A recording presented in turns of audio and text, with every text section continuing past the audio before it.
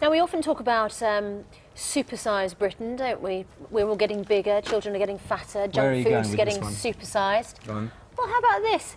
Fruit is breakfast from BBC News. Let's bring you up to date with the main stories this morning. Trade. What's coming up on the programme this morning? We're going to look at later on after 8 o'clock who's bringing in a baby who was not diagnosed at birth but went on to develop some problems that perhaps this test might have prevented. But for now, thanks very much indeed. Thank you. Let's see, time now is 6:42. You're watching Breakfast from BBC News. Our main stories this morning. Traders as they prepare for the markets. Yes, and we're going to have those RBS figures. They're due any time now, due in at 7, but we're just waiting for those official figures to come in. So as soon as those come in, we'll be back with Sam with a little more information on those. Note there. All those pop songs makes you think perhaps you could do it. No, doesn't make me think that. Let's go to the Reid. Time to get the news where you are now. See you in a few minutes' time. Good morning, you're watching Breakfast with Charlie State and Susanna Reid. Our main news stories this morning. RBS, the bank which is more than 80% owned by the taxpayer, has announced a loss of £1.4 billion for the first half of this year. That compares to one other line of financial news this morning regarding the amount of money lent by Britain's 5 biggest banks. They'd promised to meet certain targets by the end of this financial year, including making around £76 billion available to small and medium-sized businesses. Figures released this morning show they're roughly halfway to meeting that figure, with 6 months still to go. And you can follow all of these stories on the BBC News channel as they develop across the day.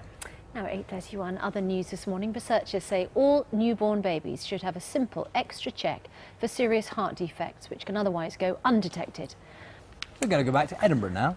Must be about time. Our arts correspondent David has been there all morning with an array of performers who'll be treading the boards. Carol, thanks very much. Now, Gabriel Prokofiev's family heritage made it almost inevitable that he would make a career out of music. But unlike his grandfather, the composer Sergei Prokofiev, Gabriel hasn't restricted himself to the classical genre. He's about to become the first performer to introduce a live DJ to the proms in his concerto for turntables and orchestra. In Gabriel's hit, and DJ Switch and the National Youth Orchestra will perform Gabriel Prokofiev's concerto for turntables and orchestra at the Royal Albert Hall tomorrow night. And you're going to be there. Julia Somerville, Angela Rippon and Gloria Hunniford waiting in the wings just over there to come in and chat with us in a few minutes' time. They're preparing to expose some of the rip-offs that are costing British consumers. We'll talk to them in just a moment. First, though, here's a quick last look at what's happening where you are. Stay with us. The thing is, actually, I mean, that gentleman was talking about his plumbing insurance, but it all... Handling your problems yourself. Terrible. I mean, I have to say, I think this is going to... Clip now from the last series. Yes, Anne and Colin Warner had problems when they thought they were covered with their European health insurance cards. Let's have a look at this. Is part of the issue you're talking about. We're going to put out a little apology for your very plain speaking a moment ago. Indeed. Before we go, let's say goodbye with the help of the singing collective Fascinating Aida from the Edinburgh Fringe Festival.